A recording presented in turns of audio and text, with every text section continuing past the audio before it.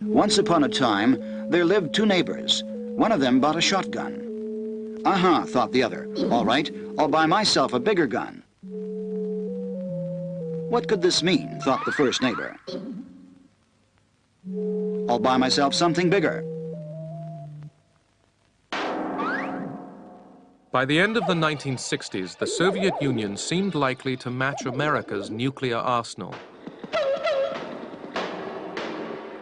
The two superpowers faced a choice: slow down their competition, the process that would be called détente, or continue an arms race that could end in all-out war.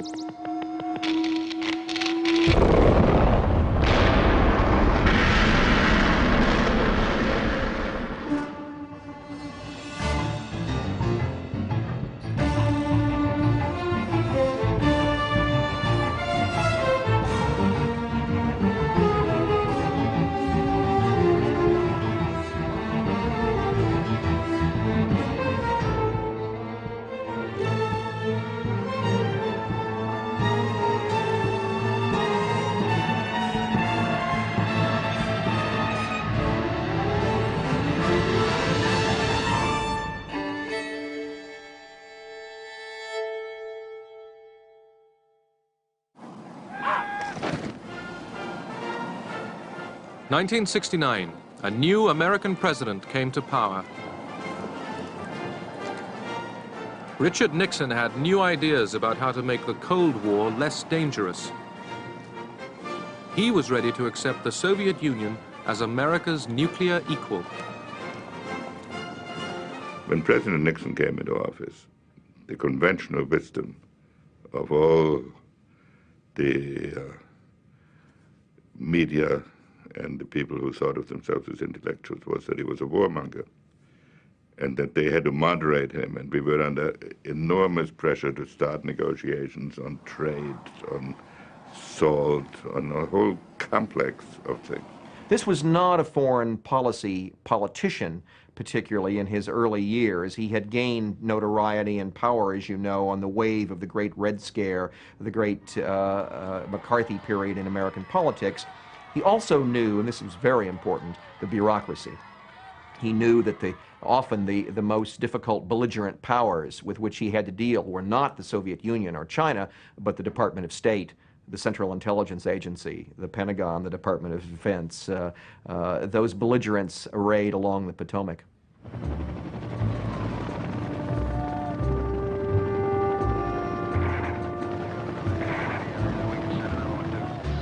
Although Nixon wanted to revise America's Cold War strategy, his first priority was to get American troops out of the war in Vietnam.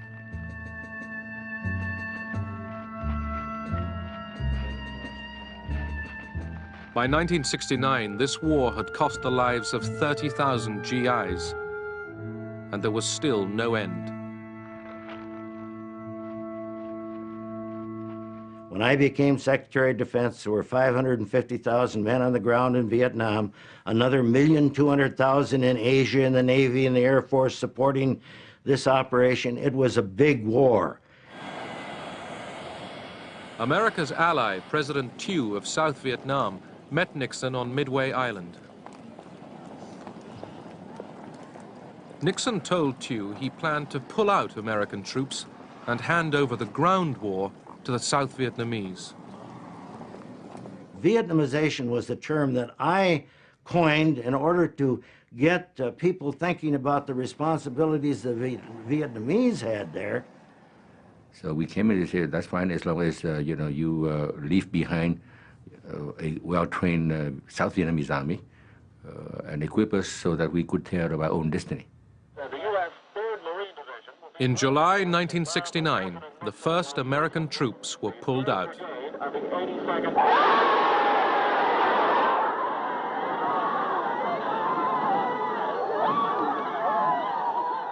Both Nixon and Kissinger knew what it was doing to our society, the controversy, the distractions, the financial costs, the terrible human toll in terms of lives lost and wounded, not only of Americans, but Vietnamese and others, and also the distractions from other foreign policy initiatives.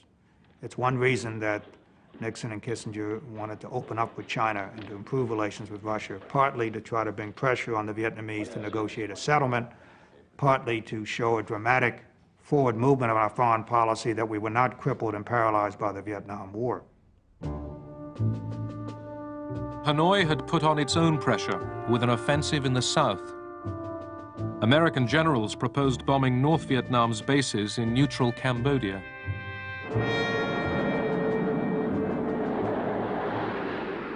Nixon agreed to the bombing, but insisted the raids in Cambodia be kept secret. Doors open at 30 TG. Can we have a 30 TG? Stand by to release. Ready now. Bombs away. Time. Ready now.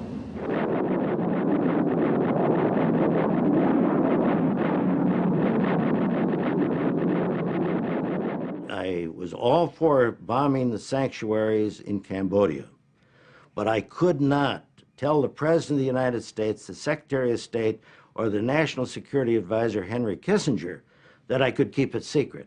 And I thought it would be a very bad thing if that came out at a later time. And I knew it would, because we had 12,000 people that had all that information, and you just can't keep secrets. Laird was right. Anti-war demonstrators protested.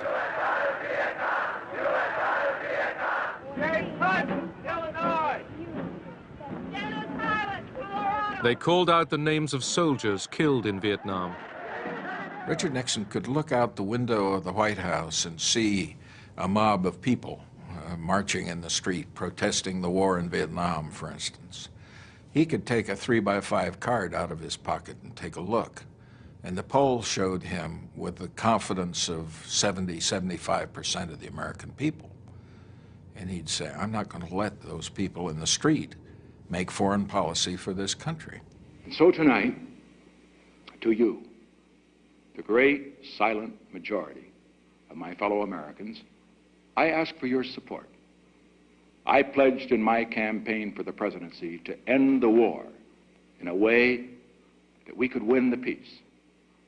I have initiated a plan of action which will enable me to keep that pledge. The more support I can have from the American people, the sooner that pledge can be redeemed.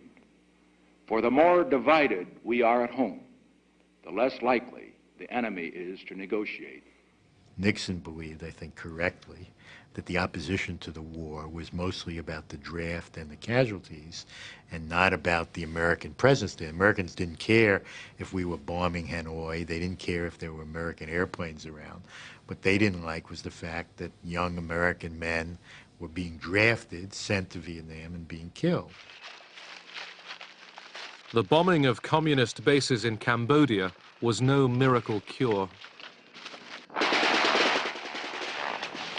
Okay. 100 meters away from it now, Jesse from there. American GIs still came under attack in South Vietnam. All right, who's wounded? All right, give me some cover.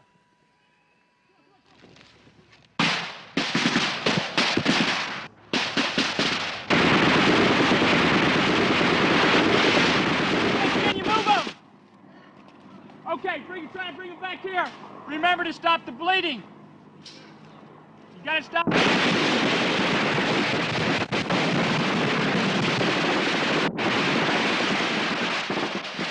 Nixon now ordered a ground assault into Cambodia. Anybody out here? Do you feel the people are united behind you, Mr. President? As far as the people are concerned, I have no judgment on that.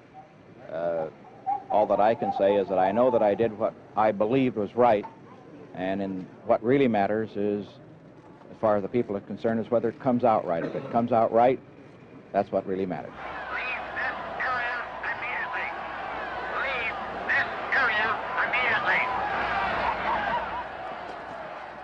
Nixon's invasion of Cambodia produced violent protests on American campuses. Ready position.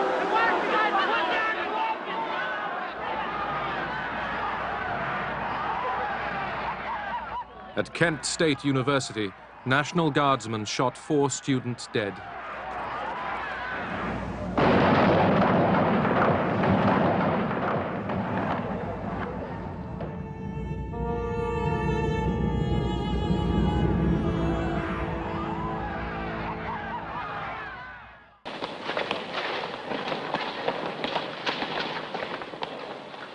Every year, in the early spring and late autumn, the Soviet Army gets its new recruits. The forces are inconceivable without strong, agile men possessing stamina.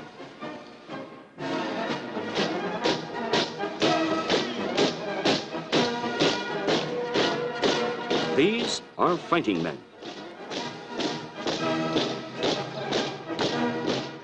Fighting men alone could not guarantee security. Soviet leaders wanted arms agreements that recognized their nuclear parity with America. They also wanted American understanding in their quarrel with China. The Communist Party chief, Leonid Brezhnev, championed relaxation of Cold War tension with America, the policy that would be called Détente. He was on his way to the very top of Soviet power. Brezhnev was a sincere person in many ways. He had been through the great patriotic war from beginning to end. He returned with the very strong conviction that he had to do his best to prevent war. This was illustrated every time he went to a collective farm or factory. He would ask people, "How are things?" And they would complain, but then they would say, "Well, we can put up with it as long as there is no war."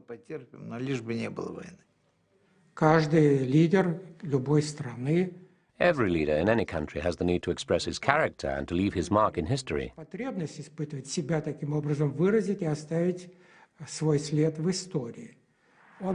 He wanted to become the leader of the Soviet government. One of the ways he had of strengthening his position was making foreign policy his priority.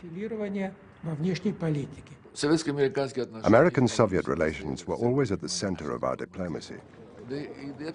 I would say that basically, whether the West believed it or not, our attitude was to have a more constructive relationship with the United States.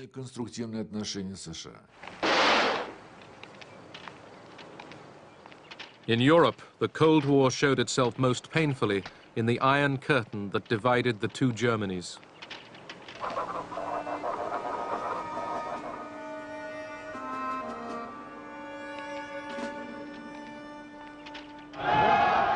West Germany's new chancellor, the Social Democrat Willy Brandt, had his own ideas for improving relations with the Soviet bloc.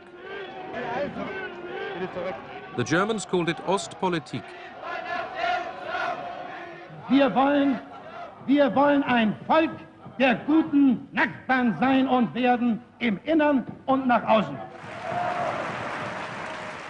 Der entscheidende Schritt, der das Ganze in Gang gebracht hat, The main thing that got the ball rolling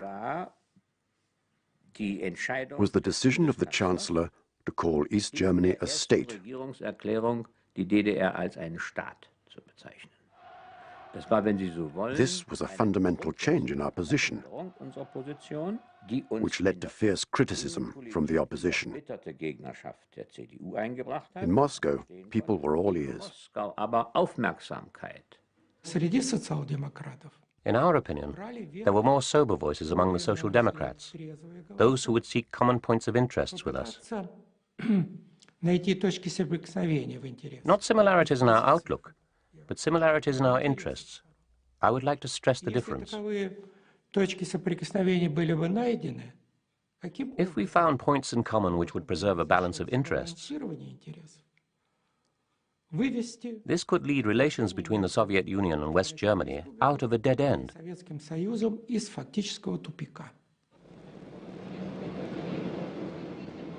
Willy Brandt became the first West German chancellor to visit East Germany.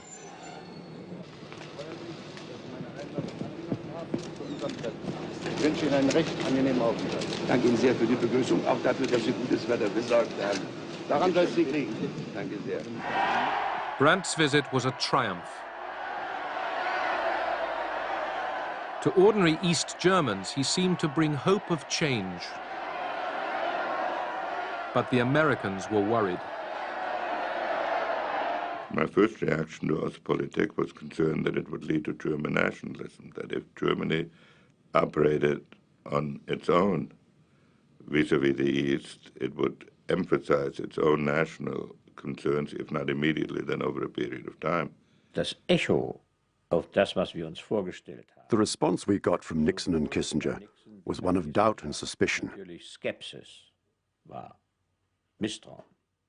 Had we thought about everything? I had informed Kissinger shortly before we got into office what we planned to do. He asked a lot of questions. Und hat viele Fragen gestellt. We reached the point where I said, I am not here to consult, but to inform. Zu konsultieren, sondern zu informieren. Das war ein Ton, This was a tone unheard of in Washington. Noch nicht gehört hatte.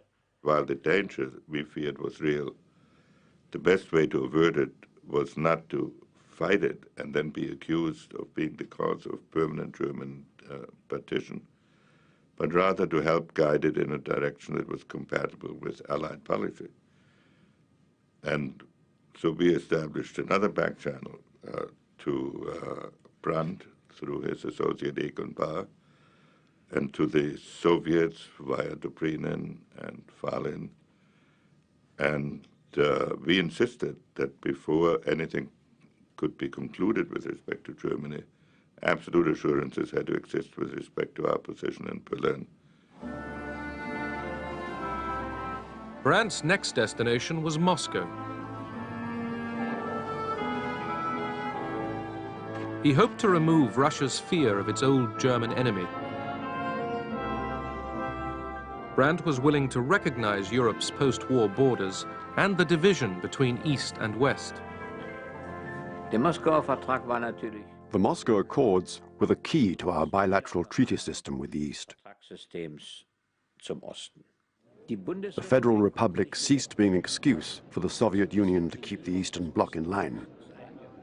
The treaty was a signal from Moscow that there was a readiness for change. Willy Brandt flew to another old German enemy. In dem Wunsch, durch einen Vertrag dauerhafte Grundlagen für ein friedliches Zusammenleben zwischen der Bundesrepublik Deutschland und Polen zu schaffen, reisten Bundeskanzler Brandt und Außenminister Scheel nach Warschau. Brandt had come to recognize Poland's western border, carved out of territory seized from Nazi Germany in 1945. The German Chancellor visited the site of the Warsaw Ghetto. Words failed him. He knelt at the memorial to Jewish fighters who resisted the Nazis.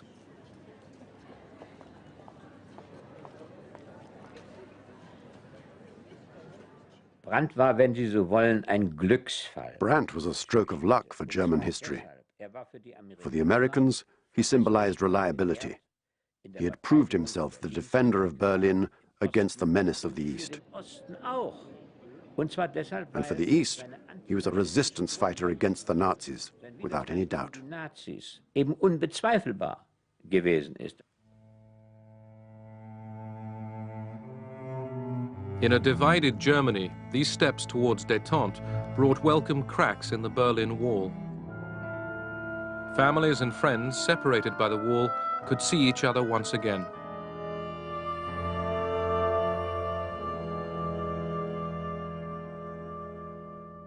Okay, fine, we'll call you later. The architects of America's new approach to the Cold War were Richard Nixon and his national security advisor, Henry Kissinger. Henry was very temperamental, very bright, very territorial, very insecure. You could say the same thing about Richard Nixon. And they complemented one another a lot of the time. At the same time, they were rivals. They fought with one another. They fought not with one another, but behind one another's backs. They were devious. The embassies, so basically what is happening... The two men preferred to work in secret. Through back channels, they set up summit meetings in Beijing and Moscow. Well, we have a variety of independent sources also. Yeah, I know. None of them reliable. None of them totally reliable. That's right. Nixon and Kissinger wanted the summits in China and the Soviet Union to help America get out of Vietnam. They also hoped to bring China into their diplomatic game. The principal reason for seeking a rapprochement with China was to restore fluidity to the overall international situation. If there are 5 players and you can't deal with one of them, this produces rigidity. Secondly, we wanted to demonstrate to the American public that Vietnam was an aberration, that we had ideas for the construction of peace on a global scale. Soviet leaders were alarmed after Kissinger, and then Nixon returned jubilant from China. Not only have we completed a week of intensive talks at the highest levels, we have set up a procedure whereby we can continue to have discussions in the future. We have demonstrated that nations with very deep and fundamental differences can learn to discuss those differences calmly, rationally, and frankly, without compromising their principles. It was a great scare for our leaders, who decided that an anti-Soviet coalition was being formed, which included not only America and NATO, but also China. We felt we were being surrounded. The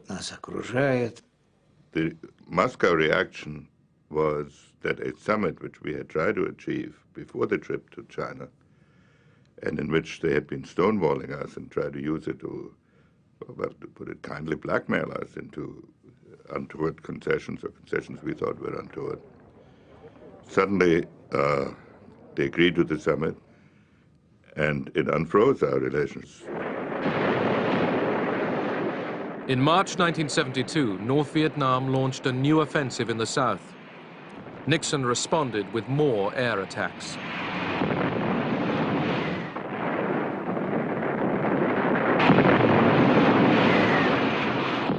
Would the Soviets receive Nixon in Moscow while his planes were bombing their North Vietnamese ally? The general debate that took place in the White House Situation Room, and I was in many of these, was which is more important, the Vietnam front or the Moscow front? And Nixon was the only important person that I can recall who said we can have both. I'm willing to lose the Moscow summit, but I predict the Russians will go ahead even if we bomb Hanoi and mine Haiphong. Nixon and Henry Kissinger played sort of good cop, bad cop with the Russians particularly. Kissinger would see Anatoly Dobrynin, the Russian ambassador, frequently, I mean, like, almost daily. And his line was, look, I work for this crazy man. There's no telling what he might do. So Anatoly, you and I, as reasonable men, must work together to an accommodation between our countries. Kissinger was uncertain whether Moscow would allow the summit to go ahead. I went to see Kissinger. He was nervous but tried to hide it. He said jokingly, "Okay, let's have a bet," because he knew I had a piece of paper with the official Soviet reply.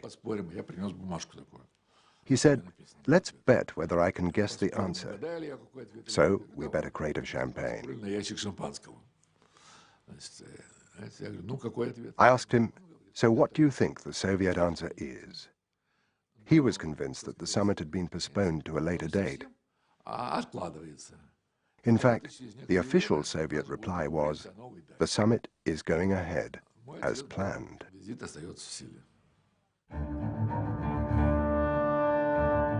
May 22nd, 1972.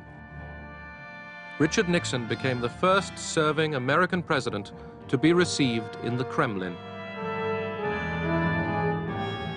The summit reached agreements to limit offensive and defensive nuclear weapons, and it laid the foundation of Détente.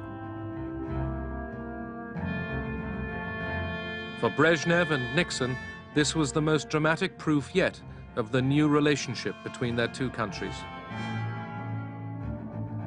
But first, the Soviets had to make their point on Vietnam. President Nixon, Dr. Kissinger, myself, and one other officer, 4 of us, went out to Brezhnev's country dacha. And there we saw Brezhnev, Kosygin, Podgorny, and the National Security Advisor on their side, 4 and 4.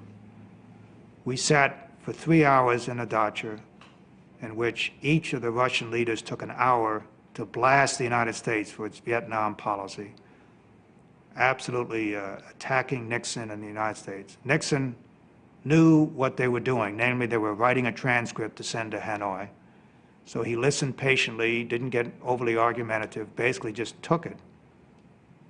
After 3.5 hours of Soviet diatribe, sort of a tag team match among the Soviet leaders, we then went upstairs for dinner, and the entire mood changed. Brezhnev broke out the vodka.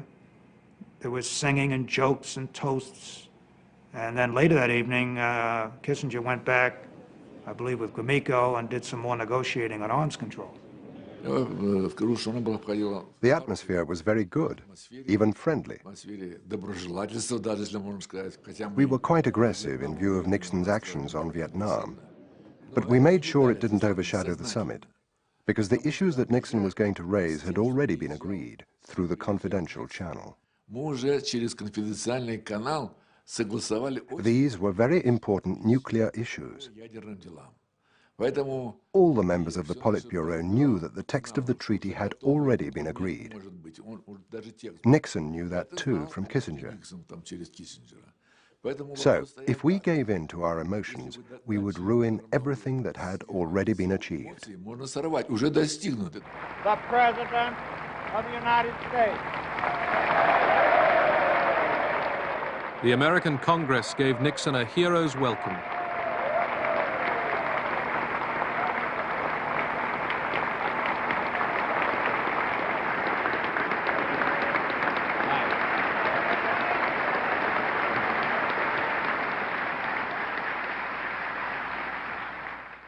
Last Friday in Moscow, we witnessed the beginning of the end of that era, which began in 1945. We took the first step toward a new era of mutually agreed restraint and arms limitation between the two principal nuclear powers. With this step, we have enhanced the security of both nations. We have begun to check the wasteful and dangerous spiral of nuclear arms, which has dominated relations between our two countries for a generation. We have begun to reduce the level of fear by reducing the causes of fear for our two peoples and for all peoples in the world. 2 weeks after Nixon's return from Moscow, 5 men working for his re-election campaign were arrested for breaking into the Washington headquarters of the Democratic Party. It was the start of a major scandal, Watergate.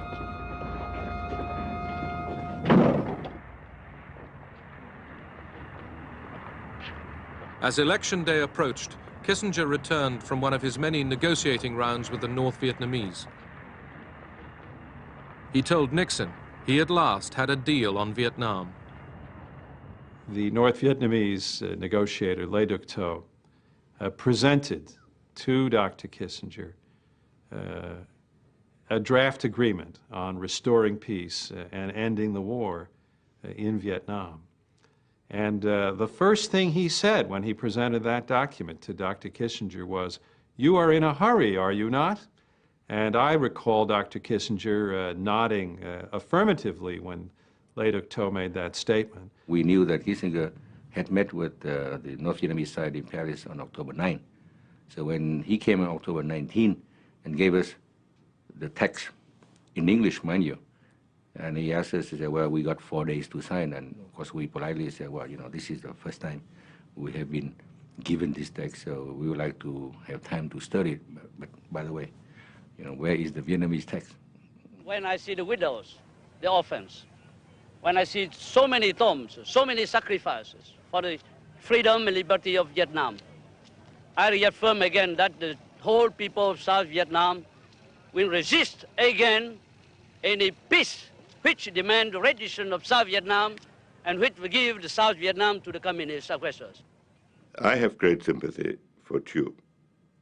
And at the same time, I have great sympathy for our problem. We faced 65 congressional resolutions in the year 1972 alone that were urging unilateral withdrawal from Vietnam. And Mr. Kissinger said, well, if we sign this, we're going to bring peace, and we'll be, South Vietnam will be developed, people will be happy, at which President Thieu said, listen, we have the interest in the future of our country. We are not looking for Nobel Prize. South Vietnam refused to sign. With his deal facing collapse, Kissinger hastily reassured Hanoi America still wanted an agreement. We believe that peace is at hand. We believe that an agreement is within sight. It is inevitable that in a war of such complexity, that there should be occasional difficulties in reaching a final solution. This latest setback in the Vietnam peace talks did not damage Nixon.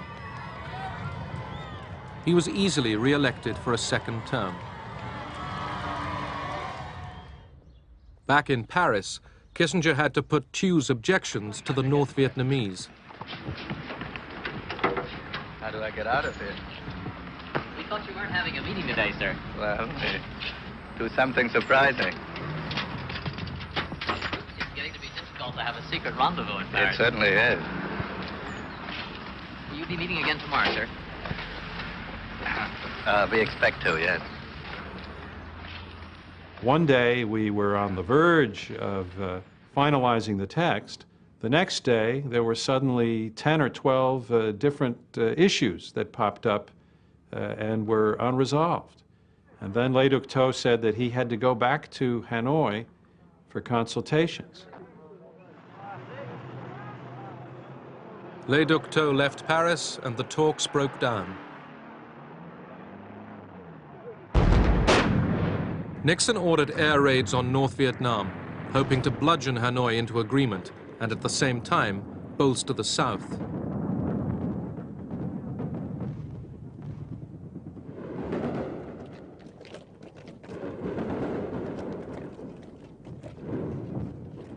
Over 12 days, Hanoi and Haiphong came under the most sustained bombing campaign of the war. The bombing served its purpose. North and South Vietnam were ready to agree to the deal that Kissinger put together.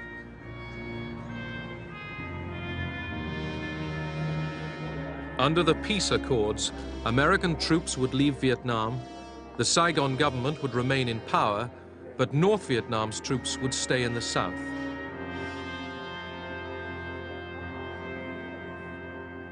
Nixon called it peace with honor. It so happened that with Mr. Kissinger, who had wanted to play the triangular to do the détente, and Vietnam had to go in order for détente to happen. So this is my own analysis, and then that, unfortunately, was not very good for the South Vietnamese people. Good evening. The biggest White House scandal in a century, the Watergate scandal, broke wide open today. The Attorney General, Richard Kleindienst, has resigned because, in his own words, he had close personal and professional associations with people who may have broken the law. The two closest men to the president, H.R. Haldeman, his chief of staff, and John Ehrlichman, his chief domestic advisor, have resigned. Last week, both men were fighting hard to keep their jobs. We had a great staff system in the White House for dealing with crises. We didn't apply that system to Watergate. I think part of the reason was we didn't consider it a crisis. It was a very small potatoes episode. I had no prior knowledge of the Watergate break-in. I neither took part in nor knew about any of the subsequent cover-up activities. I neither authorized nor encouraged subordinates to engage in illegal or improper campaign tactics. That was And that is the simple truth. Regardless of Watergate, the process of détente continued. Brezhnev came to America for a second summit with Nixon. In California, the Soviet leader partied with Hollywood film stars.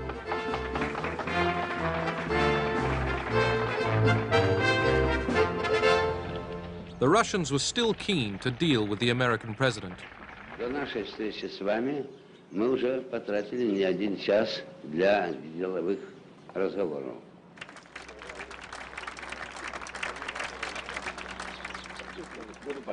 Goodbye.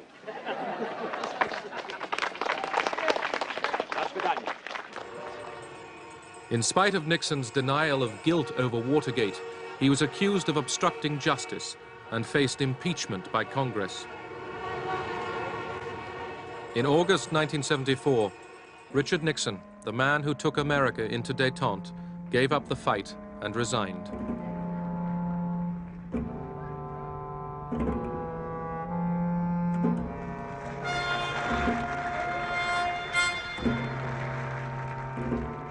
His successor was Gerald Ford.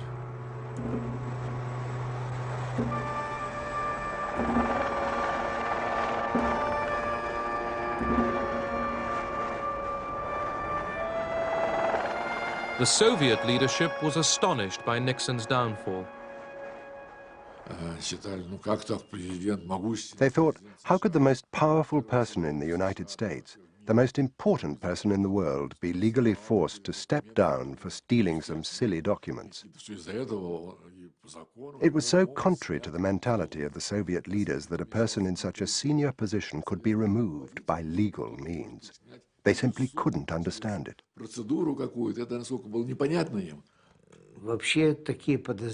There were various suspicions.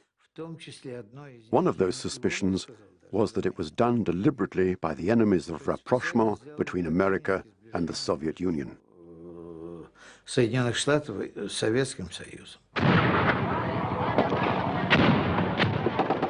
In Vietnam, the 1973 peace accords had not stopped the fighting. By April 1975, South Vietnamese troops were struggling to defend Saigon against Hanoi's final offensive.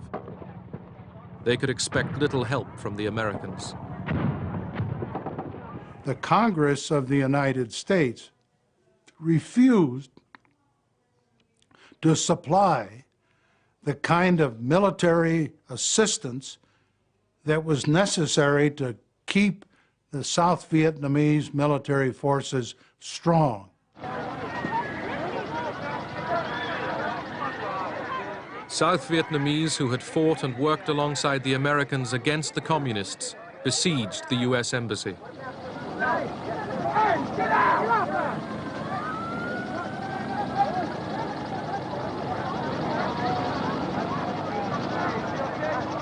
The Americans were getting away, but they had lost the war, and now they could not even save thousands of their South Vietnamese friends. The American experience in Vietnam, and particularly my own, had been like a B-52 strike from 60,000 feet up. Oh, we'd done a lot of damage, but very seldom did you have to gaze upon the consequences of that damage. That last day was like being in a B-52 strike right on the deck. You saw what our actions had wrought, and the horror and the shame was almost more than you could bear.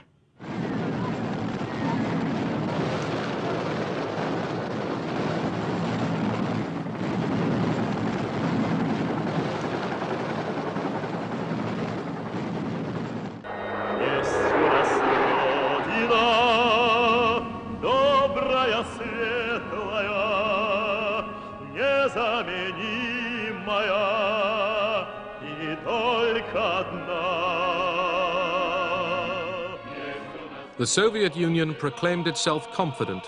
It believed it was a superpower equal to America and boasted history was on its side. This rosy view ignored one problem. The treatment of Soviet dissidents like the writer Alexander Solzhenitsyn threatened to derail Détente.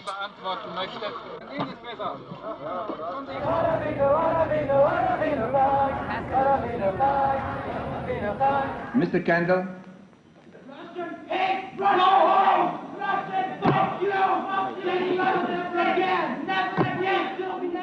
American passions flared over restrictions on the emigration of Soviet Jews. The questions of Jewish emigration from the Soviet Union and of human rights were a very strong irritant. These issues were raised regularly by the US Congress and by demonstrations organized by pro-Israeli activists, and sometimes by hooligans. There was at the outset, of course, a genuine backlash in the Congress of the United States against the policy of détente, not in the first instance from where one might expect it, from the right-wing pews of the Republican Party. It came instead from the traditionally right-wing Democrats, the hard-line, sort of Cold Warrior Democrats like Scoop Jackson. When we have something we feel strongly about, and in this case it is civil liberties and freedom and what this nation was founded upon, that we should do something to implement international law, and it is international law now, the right to leave a country freely and return freely, that we should put that issue of principle on the table knowing that the Russians are not going to agree to it. The debate about détente took a very curious form, because some liberals seem to take the view that maybe tension wasn't all that bad.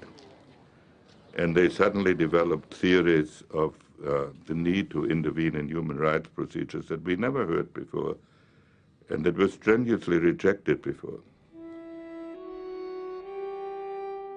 In the Soviet Union, where memorials kept alive the remembrance of a terrible war, Détente had few enemies.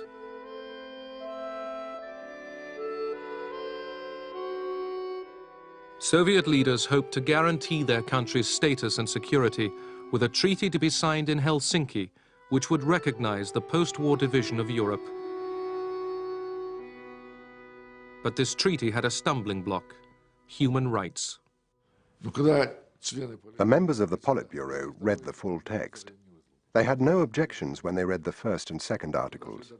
When they got to the third, humanitarian article, their hair stood on end. Suslov said it was a complete betrayal of communist ideology. Gromyko then came up with the following argument. The main thing about the Helsinki Treaty is the recognition of the borders. That's what we shed our blood for in the Great Patriotic War. All 35 signatory states are now saying these are the borders of Europe.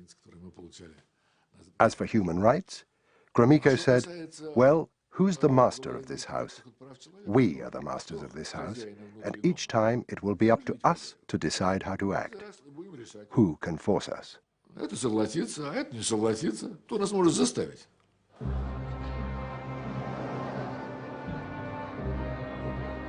After overcoming the doubts of his colleagues, Brezhnev arrived in Helsinki, keen to cut a figure among leaders from East and West. Людям, принадлежавшим поколению, которое пережило ужасы Второй мировой войны, особенно отчетливо виден исторический смысл настоящего совещания. Право на мир должно быть обеспечено всем народам Европы. Both sides believed they had the agreement they wanted. The Soviet Union and the Warsaw Pact nations did not recognize that the human rights provision was a time bomb. We, the United States, believed that if we could get the Soviet Union and the Warsaw Pact nations to respect human rights, that was worth whatever else was agreed to in the Helsinki Accords. 3, 2, engine sequence start. 1, 0, launch commit. We have a liftoff. All engines building up thrust. Thanks to Détente, rockets could now point the way to coexistence rather than war. Houston flight, Zug Moskva. Корабль «Союз» готов к стыковке. Apollo Houston, I got two messages for you. Moscow is go for docking. Houston is go for docking. It's up to you guys. Soviet and American spacecraft made history, docking together 140 miles above the Earth. Contact. All right. In space, cooperation was replacing years of Cold War confrontation. Glad to see you. When we went to the United States for training, we met the Americans. I remember one of them saying to me, "Since this international project, I have begun to sleep better at night. I'm no longer afraid of nuclear war, because we are working together."